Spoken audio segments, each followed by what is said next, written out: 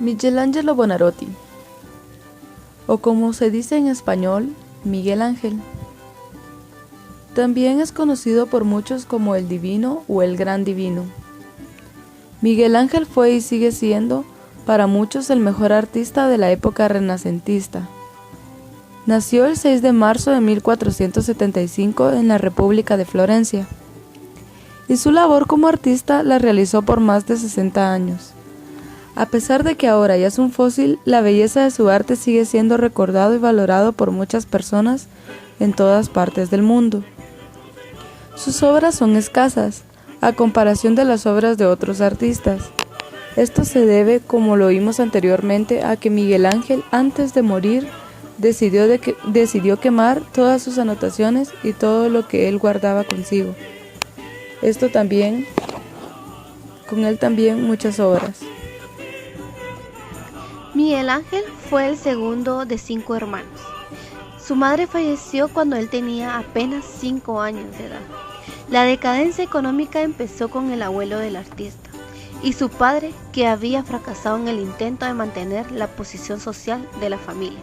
Miguel tenía una buena relación con su familia. Miguel quería ser artista y cuando comunicó a su padre que deseaba seguir el camino del arte, tuvieron muchas discusiones, ya que en aquella época era un oficio poco reconocido. Ludovico di Leonardo, padre de Miguel, consideraba que aquel trabajo no era digno del prestigio de su linaje, pero Miguel, a pesar de su juventud y de su firme decisión, consiguió convencerlo para que le dejara seguir su gran inclinación artística, que según Miguel le venía ya de la nodriza que había tenido, la mujer de un picapedrero.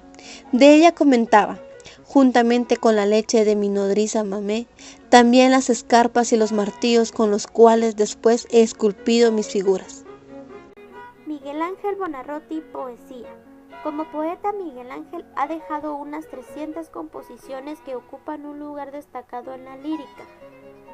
Su tono energético y su austerio y una continua atención hacia una ardiente inmediatez expresiva. De los más de 500 sonetos que Miguel Ángel compuso, muchos fueron dedicados a Cavalieri. En ellos se refleja una poesía amorosa adherida a las conversaciones de la época y plasma su adoración por el joven, que para el artista parecía un reflejo de la belleza eterna. Asimismo, podemos ver reflejado estas alabanzas al joven en cartas fechadas el 1 de enero de 1533. Un fragmento de los sonetos que Miguel Ángel le dedica a Cavalieri es: que se detenga este tiempo, estas horas, el sol, la luz sobre su rostro, y pueda yo sentir tu don completo, Señor mío, deseado desde entonces en mi cuerpo indigno que te abraza. Miguel Ángel, desde muy pequeño demostró la habilidad que tenía, la destreza en sus manos, el deseo de su corazón de poder expresarse a través de su trabajo, tanto con la pintura, la arquitectura, como con la escultura, la que realmente fue su predilecta. Entre los trabajos más destacados de Miguel Ángel en escultura están La Piedad, actualmente ubicada en la Basílica de San Pedro en el Vaticano, esculpida por Miguel Ángel entre 1498 y 1499 a la edad de 24 años. Es la escultura de bulto redondo, que significa que puede verse desde todos los ángulos. Es la única escultura de Miguel Ángel que firmó. El David, actualmente expuesta en la Galería de la Academia de Florencia, Italia.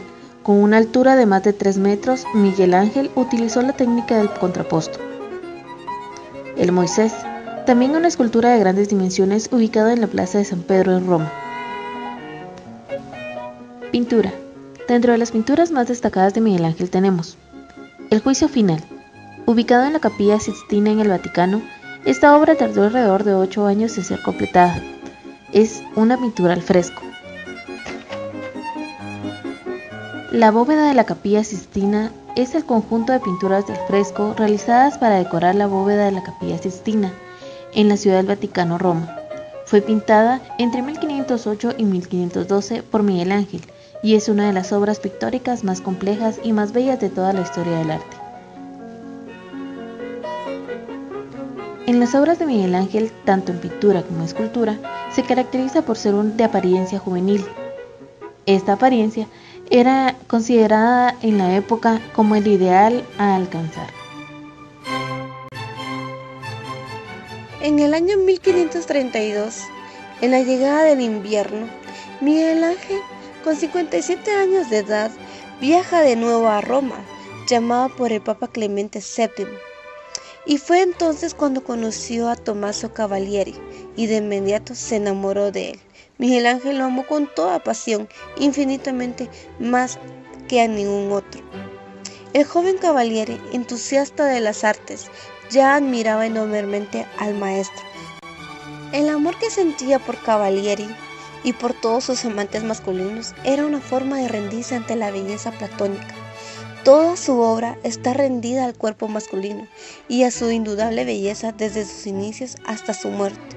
Su obra, tanto pictórica como escultórica, fueron ejemplo de ese amor que cultivó por sus amantes, la misma pasión con que hizo sus grandes trabajos, desde el David hasta los monumentales figuras de la Capilla Sixtina, y que luego idealizaría aún más en los frescos del Juicio Final. Fueron ejemplo de su amor homoerótico que terminaron de idealizarse y configurarse con Cavalieri y en sus éxtasis amorosos con el joven.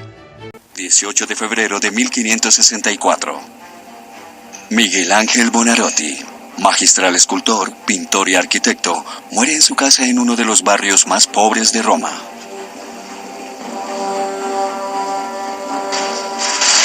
Esa misma noche, agentes del Vaticano irrumpen a registrar su taller, pero llegan demasiado tarde. Antes de morir, Miguel Ángel reunió todos sus dibujos y sus cartas y los quemó. Miguel Ángel no tuvo el sepelio digno de un divino, a pesar de que pasó gran parte de su vida dedicándola al servicio de la Iglesia Católica. Esto se debe a que, según historiadores, Miguel Ángel escondía su lado maligno y que él mantenía en desacuerdo ciertas cosas que practicaba la Iglesia Católica en ese entonces. Muchos aseguran que la maldad de Miguel Ángel recae en mensajes ocultos escondidos en sus obras de arte, pero yo creo que no era un lado maligno, sino más bien un lado ingenioso, ya que en aquel entonces era muy valiente el que se atrevía a denunciar a la Iglesia Católica, y obviamente la mayoría que lo hacía no contaba para vivirlo. Lo que es el artista Miguel Ángel, como comúnmente se le conoce en esta región, ¿verdad? Para mí es como una encarnación del artista total y paradigma del genio renacentista. Es uno de los genios más importantes del mundo en el ámbito artístico, ¿verdad? Creo que son imágenes y obras tan importantes y trascendentes que en algún momento la hemos tenido la oportunidad de ver e impactarnos. Yo la verdad siempre, desde muy pequeño, he tenido el buen hábito de dibujar. Y creo que en algún momento de mi niñez tuve la oportunidad de presenciar esta obra, a impactarme a la vez, o tratar de dibujar mi propia creación de Adán desde pequeño, y definitivamente no podía, ¿verdad? Ahora que se podría decir, en comillas, que ha adquirido una línea un poco más fina y un trazo más concreto, pude interpretar mi manera y crear mi propia versión de la creación de Adán. Definitivamente me inspiré en esta gran obra, y tratando de darles conceptos distintos, ¿verdad? Siendo como en el contexto en el que me veo rodeado hoy en día, como por ejemplo la imagen de Adán, que simula ser un hombre, ¿verdad? Pero cuando en realidad en mi dibujo o en mi obra ya no es un hombre, sino es un híbrido. Y es lo que pienso ahora de la raza humana, ¿verdad? Todo lo que hemos decaído cómo hemos llegado a podrirnos tanto materialmente como espiritualmente, sobre todo por dentro, ¿verdad? Creo que la raza humana es irreconocible en este siglo, porque cada vez parece que vamos en mal en peor. Entonces lo interpreté como un híbrido, siendo partes humanas y partes animales, ¿verdad? Una mezcla de especies. Ahora bien, lo que es la mano, que en la versión original representa la mano de Dios, yo aquí no la veo representada como la mano de Dios, sino como la mano del mismo hombre, del hombre consumista, del hombre que ya simula ser Dios, ¿verdad? Del hombre que nos presenta todos los placeres de la vida, todo lo material, a cambio de que seamos sus marionetas para siempre y que estemos aprisionados a lo que él se le antoje. Y también coloqué 3 palomas que representan cómo ahora las religiones van más basadas en lo que es el dinero, el interés económico, que lo espiritual, ¿verdad? Creo que son muy pocas, no religiones, sino espiritualidades que aún conservan lo que es la verdadera devoción, ¿verdad? Ahora bien, lo que es el espacio, para mí, siendo uno de los paisajes más hermosos y que más admiro, para mí es donde nos encontramos ahora muchas personas, sobre todo en este país, en un limbo, en un espacio. Hacemos las cosas de un modo automático, no sabemos dónde estamos ubicados, dónde estamos parados. Entonces decidí colocar un espacio en la parte como de fondo, por lo mismo, porque muchas personas viven su vida sin cuestionarse por qué están acá, qué hacen acá.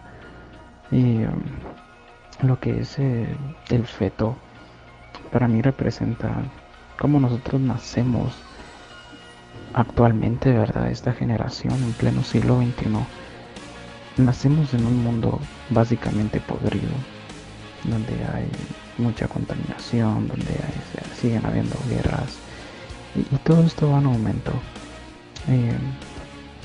El reloj que coloqué en la parte superior izquierda, para mí representa que el tiempo ahora ya se va totalmente muy rápido. O sea, ya no tenemos noción en el tiempo que vivimos, porque estamos tan preocupados, unos trabajando, otros estudiando, otros básicamente perdiendo el tiempo, que el tiempo ya dejó de ser importante. O sea, ya es una vida básicamente automática.